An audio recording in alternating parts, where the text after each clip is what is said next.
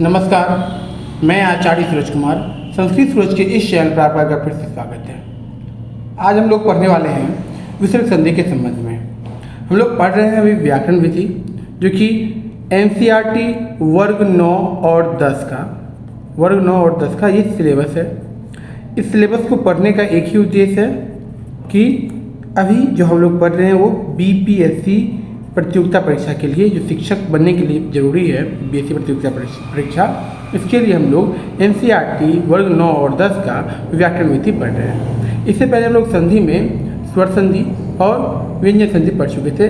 आज हम लोग विसर्ग संधि पढ़ रहे हैं। अगर आप लोगों ने इस पाठ को, इससे पहले वाले पाठ को नहीं देखा तो पहले देख के आइए, क्योंकि क्या होता है ना, विसर्ग संधि में कहीं कहीं आपको अगर व्यंजन संधि अगर याद नहीं है, आपने नहीं पढ़ा है, तो कहीं समझने में कठिनाई हो जाएगी।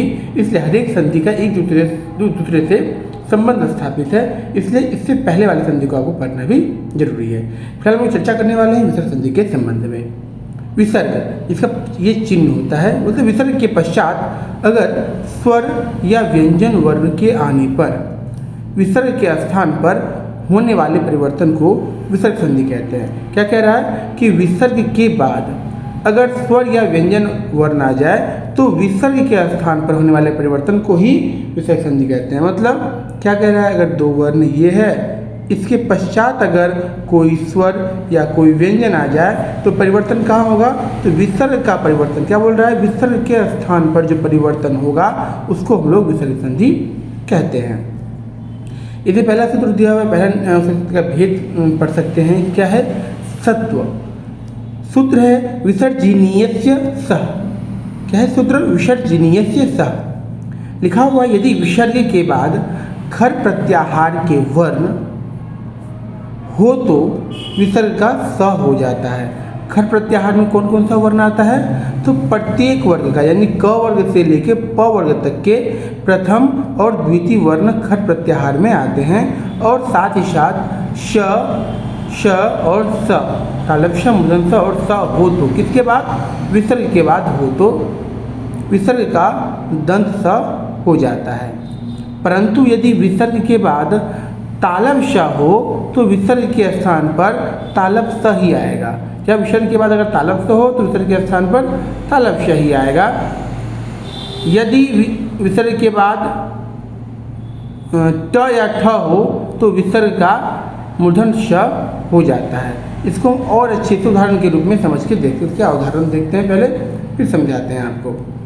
क्या कह रहा था कि खर प्रत्याहार के अंतर्गत जो वर्ण आता है वो अगर विसर्ग के बाद आता है तो विसर्ग के स्थान पर स हो जाएगा। ये कह रहा था ना, देखिए यहाँ पे क्या है, विसर्ग के बाद खर प्रत्याहार का कोई भी वर्ण आएगा, यानी वर्ग का प्रथम द्वितीय वर्ण या श आए तो विसर्ग है यहाँ पे नमः में। और ये वर्ग का, यानी जो आप वर्ग का प्रथम या द्वितीय वर्ण पढ़े थे, वर्ग का प्रथम या द्वितीय वर्ण, तो तवर्ग का ये प्रथम वर्ण है। तो क्या होगा, तो विसर्ग के स्थान पर स हो जाएगा। क्या हो जाएगा, विसर्ग के स्थान पर स। तो विसर्ग धन ते, तो ये स आधा है ना, तो स्ते, तो नमः धन ते, नमस्ते। बालकः धन तरति। बालकः विसर्ग के बाद वर्ग का प्रथम वर्ण है, ठीक है, इसलिए इसकी जगह पे विसर्ग प्लस प्रथम वर्ण आधा स, तो बालकस्तरति। इतः धन ततः, तो विसर्ग के बाद वर्ग का प्रथम वर्ण है तो आधा श आएगा, तो ततः। निधन चलः, निश्चलः। अब देखिए, इसके लिए आपको व्यंजन संधि पढ़ना जरूरी है। कैसे, क्यों, देखिए विसर्ग के बाद अगर किसी वर्ग का प्रथम या द्वितीय वर्ण आता तो यहाँ पे दंत स आता। क्या आता, दंत स आता। लेकिन देखिए, आप यहाँ देखेंगे च के पहले तालव्य श आ गया है। क्या आ गया है, तालव्य स। ऐसा क्यों हुआ, ऐसा क्यों हुआ, इसके लिए अगर आप जानेंगे तो एक हम लोग पढ़े थे व्यंजन संधि में ष्टुत्व संधि। ष्टुत्व संधि हम लोगों ने ये संधि पढ़ा हुआ था। उसमें था कि अगर सकार के बाद चकार का योग हो, किसके बाद, सकार के बाद अगर चकार का योग हो तो वहाँ पे स के बदले तालव्य श आ जाता है। उसमें हमने पढ़ा था, जैसे यहाँ पर देखते हैं, इसके अनुसार से ऐसा होना चाहिए, क्योंकि विसर्ग के बाद वर्ग का प्रथम वर्ण है, तो उसको मैं ऐसे लिखते निश्चल, ऐसा हम लिखते। लेकिन यहाँ पे ऐसा नहीं है, निधनचल निश्चल, ये तालव्य है। क्या होता है सूक्ष्म संधि में, व्यंजन संधि का जो भेद है उसमें अगर स के बाद निस धन चल, अगर स के बाद चकार का उच्चारण होता है, स का तालव्य हो जाता है और तकार का चकार हो जाता है, हम लोग ने पढ़ा था उसमें। तो यहाँ देखेंगे स के बाद क्या है भाई, तो च है, तो स का क्या हो जाएगा, तालव्य हो जाएगा। स क्या होता है, तालव्य हो जाता है। तो ये पहले ना हम शुरुआत में बताए थे कि विसर्ग संधि में आपको इससे पहले वाले संधि का भी उपयोग होगा। इसमें दो सूत्र लग रहा है, एक तो आपका सत्व संधि तो लग ही रहा है, इसके साथ सूक्ष्म संधि भी आपका लग रहा है। तो निधनचल निश्चल ऐसे बन जाएगा। इसी प्रकार से शिरधन छेद, शिरच्छेद, इसमें भी वही हुआ है। यहाँ पे तो विसर्ग के बाद वर्ण का द्वितीय वर्ण है तो ये स आना चाहिए था, लेकिन ये स तो आएगा ही, लेकिन ये इस स के बाद फिर अगर छ की मात्रा रहेगी तो सूक्ष्म संधि के अंतर्गत सकार का छकार च के अंतर्गत आ जाता है, तो तालव्य आ जाएगा। तिरश्छेद, धनुष टंकार, धनुष टंकार की हमने पढ़ा था कि यदि ट या ठ के बाद अगर विसर्ग क्या है, ट या ठ हो, विसर्ग के स्थान पर, मतलब विसर्ग के बाद अगर ट या ठ हो तो विसर्ग ट या ठो का मूर्धन श हो जाता है। विसर्ग के बाद क्या है, ट है, तो क्या हो जाएगा इसका, विसर्ग के स्थान पर मूर्धन श हो जाएगा, तो धनुष टंकार। ठीक है, अब हम लोग आगे पढ़ेंगे शत्रु संधि। विसर्ग संधि का है भेद है शत्रु संधि। क्या है, यदि विसर्ग के पूर्व हर्षई या हर्षऊ यानी ई या ऊ हो और बाद में क ख या प फ हो में से कोई भी वर्ण हो, क ख हो या फिर प फ में इस चार वर्ण में से कोई वर्ण हो और विसर्ग के पहले ई या ऊ हो, विसर्ग के पहले ई या ऊ हो और बाद में क ख या प फ हो, तो विसर्ग के स्थान पर मूर्धन श हो जाता है। जैसे उदाहरण देखेंगे, निधन कपट, निधन कपट, विसर्ग से पहले क्या कहा था, हर्षई या हर्षऊ हो, विसर्ग से पहले तो हर्षी की मात्रा है ना, विसर्ग से पहले हर्षी की मात्रा है और बोल रहा था उसके बाद में क ख या प फ में कोई भी वर्ण हो, तो इसके बाद क है वर्ण, तो विसर्ग के पहले हर्षी की मात्रा और बाद में क ख या प फ में कोई वर्ण हो तो विसर्ग के स्थान पर मूर्धन श हो जाता है। तो विसर्ग के स्थान पर क्या हो गया, मूर्धन श, तो श के साथ क जुट गया तो निष्कपट, निधन कपट निष्कपट। निधन फल निष्फल, विसर्ग से पहले ई की मात्रा है और बाद में फ है, हम जानते हैं विसर्ग से पहले अगर ई या ऊ हो और बाद में क ख या प फ हो तो मूर्धन श हो जाता है, तो निष्फल। दूधन कर्म दुष्कर्म, क्योंकि विसर्ग से पहले ऊ की मात्रा है और बाद में क ख या प फ कुछ भी होती है, क है तो दूधन कम ऊ और कम के क्या हो जाएगा, मूर्धन श बन जाएगा, तो विसर्ग के स्थान पर मूर्धन श आ जाएगा। तो दुष्कर्म किसके स्थान पर आया, देखिए दू और कर्म जैसा था वैसा ही रहा, विसर्ग के स्थान पर मूर्धन श आया है। ठीक है, दुष्कर्म ये शत्रु संधि है। और इसमें कह रहा है यदि नमः और पुरः के बाद, नमः और यहाँ अगर नमः रहता और पुरः के बाद क ख प फ आए तो विसर्ग का स हो जाता है। जो इससे पूर्व हम लोग पढ़े थे सत्व, इससे ऊपर वाला जो पढ़े थे ये वाला सत्व वाला हो रहा है। ऐसे भी कहा इसमें तो इस ये शत्व और ये सत्व अलग है, ये है दंत सत्व सत्व, ये मूर्धन श और त्व शत्व। तो ये बोल रहा है कि यदि नमः और पुरः के बाद, नमः और पुरः के बाद क या ख हो तो विसर्ग का स होता है। इसको पहले वाले सूत्र के संबंध में ही याद कर लेंगे, क्योंकि इसमें इसका तो सूत्र क्या, विसर्ग के पहले ई या ऊ होना चाहिए, इसमें तो ई या ऊ तो है नहीं, इसमें अ है, तो वो सत्व जो है ये वाला सत्व, इससे संबंधित इसको याद कर लेंगे कि विसर्ग के बाद अगर क ख या प फ आए तो विसर्ग का स होता है। तो पहले हम लोग सत्व में इसमें पढ़ चुके हैं सत्व में।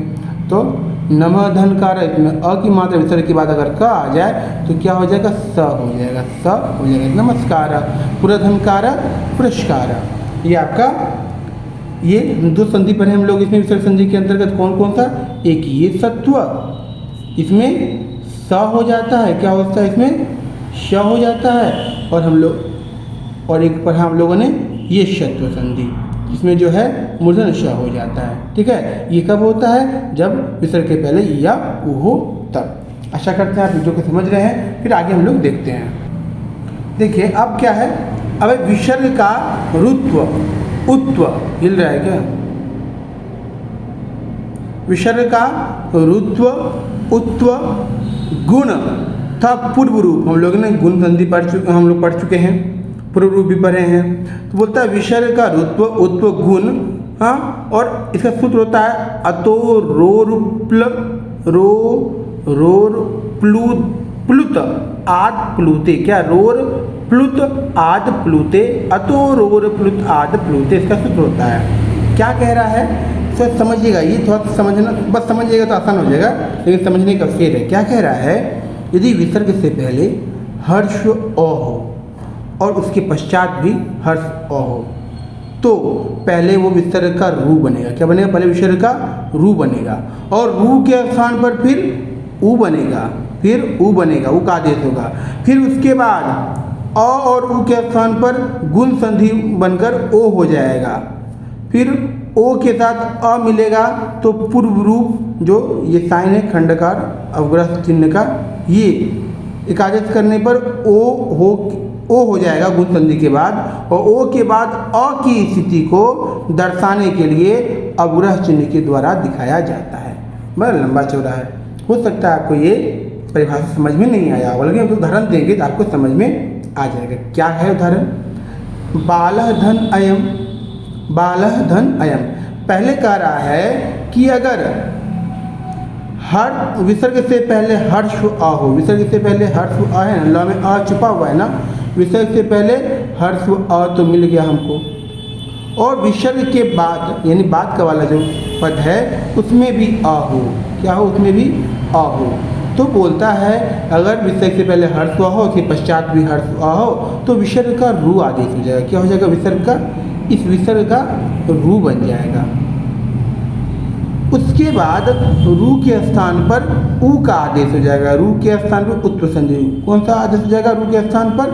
ये विसर्ग का ही बता, विसर्ग का रू होगा, फिर उसका ऊ बन जाएगा, ऊ बना दिए हम। उसके बाद अ और ऊ जोड़कर, क्योंकि इसमें बाल में अ लिखा हुआ था ना, ये अ और ये ऊ मिलकर गुण संधि करके ओ बन जाएगा। क्या बन जाएगा?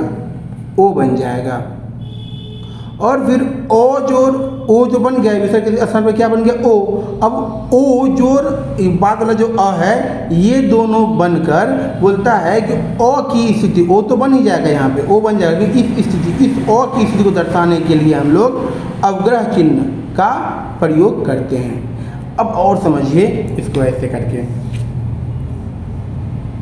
कि विसर्ग का उ आदेश, पहले क्या विसर्ग का उ आदेश हुआ? अ और विसर्ग हुआ। किसके? इससे पहले जो अ था और ये विसर्ग मिलकर क्या बन जाता है? उ बन जाता है। क्या बन गया है? यहाँ पे उ बन गया। ठीक है, विसर्ग और ये विसर्ग और ये अ, इधर का अभी चर्चा नहीं कर रहे हैं। ये विसर्ग के पहले अ था, क्योंकि ये कब होता है? जब इधर भी अ हो इधर भी अ हो, तब ऐसा क्रिया करते हैं। विसर्ग से पहले अ था तो अ और विसर्ग मिलकर पहले उ बन गया। उत्व संधि पहले रू हुआ, रू का उ आदेश हो गया। फिर अ और उ, यानी इसमें जो अ था और ये उ जो है इसका आदेश गुण संधि से ओ हो जाता है। क्या होता है? ओ। तो बाल, ओ और अयम, ठीक है, यहाँ दिखा जो उ गुण संधि करके ओ बन गया। उसके बाद कह रहा है कि ओ तो आ गए यहाँ पे बाल, ओ अयम। अब ओ और इसको मिल कर रहा है, ओ और ओ को जब परिवर्तन करते हैं तो ओ को दर्शाने के लिए, इस ओ को दर्शाने के लिए हम पूर्वग्रह चिन्ह का प्रयोग करते हैं। तो बालो, ओ जब बाल में लगेगा तो ओ की मात्रा आ जाएगा बालो, और ये अयम, इस अ की जगह पे हम पूर्वग्रह चिन्ह का प्रयोग करते हैं। तो बालो अयम। अच्छा, लिखते हैं इसको बालो अयम की पूर्वग्रह चिन्ह, लेकिन बोलेंगे बालो यम। क्या बोलेंगे? बालो यम, में हलंत है, बालो यम। इसी प्रकार से सहधन अवदत, सो वदत, नृपधन अवदत, नृपो वदत, प्रथमधन अध्याय, प्रथमोध्याय। लिखते कैसे? प्रथमो अध्याय, नृपो अवदत, सौ वदत, लेकिन बोलेंगे सौ वदत, नृपो वदत, प्रथमो अध्याय। कैसे कैसे? विसर्ग से पहले ओ हो और इसके बाद ओ हो, तो पहले ऋत्व बनता है, ऋत्व का पहले उ आदेश होता है, फिर उ और ओ मिलके ओ बनता है, और ओ जो ओ मिलके ये पूर्वग्रह चिन्ह का प्रयोग करता है। ओ की मात्रा और इस पूर्वग्रह चिन्ह, यही है आपका विसर्ग का ऋत्व उत्व गुण और पूर्व रूप। क्या क्या बना? विसर्ग का पहले पहले रुत्व बना, फिर उत्व बना, फिर गुण संधि और फिर पूर्व रूप संधि हुआ। इसको आप लोग याद करिए। कब होता है? जब दोनों साइड पूर्व पद में भी व्यंजन स्वर हो, पूर्व पद में भी अ हो और पर पद में भी अ हो, तभी ये सूत्र काम करता है। दोनों पद में अ हो तभी ये सूत्र काम करेगा, याद रखिएगा। ठीक है, बड़ा आसान भी है और समझने में आसान हो जाएगा, नहीं समझेगा तो फिर बहुत क्लिष्ट है, बहुत कठिन है। अब आगे देखते हैं हम लोग। इसी में हसीच, क्या हसीच, इसमें क्या कह रहा है कि यदि विसर्ग से पहले अ हो, उसमें था विसर्ग से पहले भी अ और विसर्ग के बाद भी अ होना चाहिए। इसने बोला हसीच में विसर्ग से पहले अ हो और बाद में वर्गों के तृतीय, चतुर्थ एवं पंचम वर्ण या य र ल व ह हो तो विसर्ग के स्थान पर र, पुनः र का आदेश उ, पहले विसर्ग के स्थान पर र आएगा और र का आदेश फिर उ बन जाएगा। उसके बाद अ जोड़ उ बनकर गुण, जो गुण संधि होती है अ जोड़ उ मिलकर गुण संधि होकर ओ हो जाता है। यानी वहाँ जो था आपका रुत्व उत्व गुण और पूर्व रूप में, उसमें था कि ओ और इस अ का जो है पूर्वग्रह चिन्ह हो जाता था। यानी जैसे इसमें था बालो, इसमें सोवदत में सह ओ, सो का ओ तो का मात्रा आ गया और इस अ का खंडकार चिन्ह था। इसमें लेकिन क्या कह रहा है? बोल रहा है विसर्ग से पहले अ तो रहेगा, विसर्ग से पहले अ रहेगा और बाद में जो है वर्ग का, किसी वर्ग का तृतीय, चतुर्थ और पंचम वर्ण हो जाए, यानी क ख ग हो जाए या चतुर्थ या पंचम वर्ण हो जाए या य र ल व ह हो तो विसर्ग के स्थान पर पहले र आदेश होगा, र का उ होगा, फिर अ जो उ बन के ओ हो जाएगा। उदाहरण देखेंगे हम लोग। तपह धन वनम, विसर्ग से पहले अ है, प में अ है, लेकिन इसके बाद का जो वर्ण है वो है तृतीय वर्ण या फिर य र ल व, ये चौथा वर्ण य र ल व है। तो हमने ऐसे में क्या पढ़ा था? अगर विसर्ग से पहले अ हो और बाद में य र ल व या फिर कोई वर्ग का तृतीय, चतुर्थ या पंचम वर्ण हो तो पहले र आएगा और र का फिर आदेश होगा उ और फिर पहले क्या आया? अ और र, विसर्ग के समय क्या आया? र, फिर र का आदेश हो गया उ, तो अ और उ में गुण संधि करके क्या बन जाएगा? ओ। ठीक है, तो तप जोर ओ जोर वनम, तपो वनम बन जाएगा। ये क्या है? हसीच।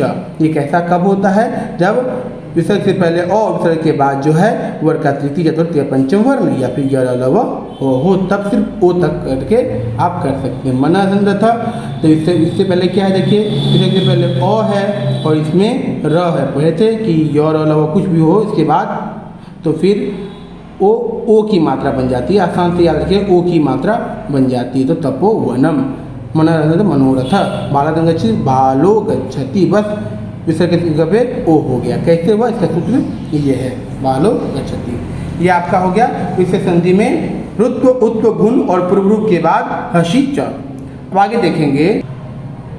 अब आगे है रुत्व। क्या है? सिर्फ ये रुत्व है, मतलब विसर्ग का र बन जाना ही रुत्व संधि कहलाता है। क्या है? यदि विसर्ग से पहले ओ आ को छोड़कर, विसर्ग से पहले किसको छोड़ देंगे? ओ आ को छोड़कर कोई अन्य स्वर हो, मतलब स्वर हो लेकिन ओ आ ना हो, और बाद में कोई स्वर या घोष व्यंजन हो तो विसर्ग के स्थान पर र हो जाता है। विसर्ग के स्थान पर र हो तो संधि है। क्या बोलता है? ओ आ को छोड़ दीजिएगा विसर्ग से पहले, तो ओ आ को छोड़ देंगे। विसर्ग से पहले कौन सी है? तो ई है। क्या है? ई है। यहाँ लिखा विसर्ग से पहले कौन सा है? ई है। और बाद में बोल रहा है कोई स्वर, कोई भी स्वर हो या घोष व्यंजन हो, ठीक है, तो उसको उसका विसर्ग के स्थान पर र हो जाता है। तो ई है विसर्ग से पहले और बाद में स्वर है, इसलिए क्या बन जाएगा? विसर्ग के स्थान पर र हो जाएगा। क्या हो जाएगा? र हो जाएगा। विसर्ग के स्थान पर र हो जाएगा। तो मुनिधन अयम मुनिरयम, मुनिरयम क्या? मुनि और अयम के बीच में किसका आ गया? ये मित्रवत आ गया आपका, सिर्फ र यहाँ पे आ गया, क्योंकि विसर्ग के स्थान पर ऐसे कंडीशन में जब विसर्ग से पहले कोई ओ आकोचक कोई स्वर हो, बाद में कोई स्वर या घोष व्यंजन हो तो विसर्ग का र हो जाता है। मुनिरयम। हरिधन आगच्छति, हरिर आगच्छति, क्या है ये? हरिर आगच्छति। एक मिनट,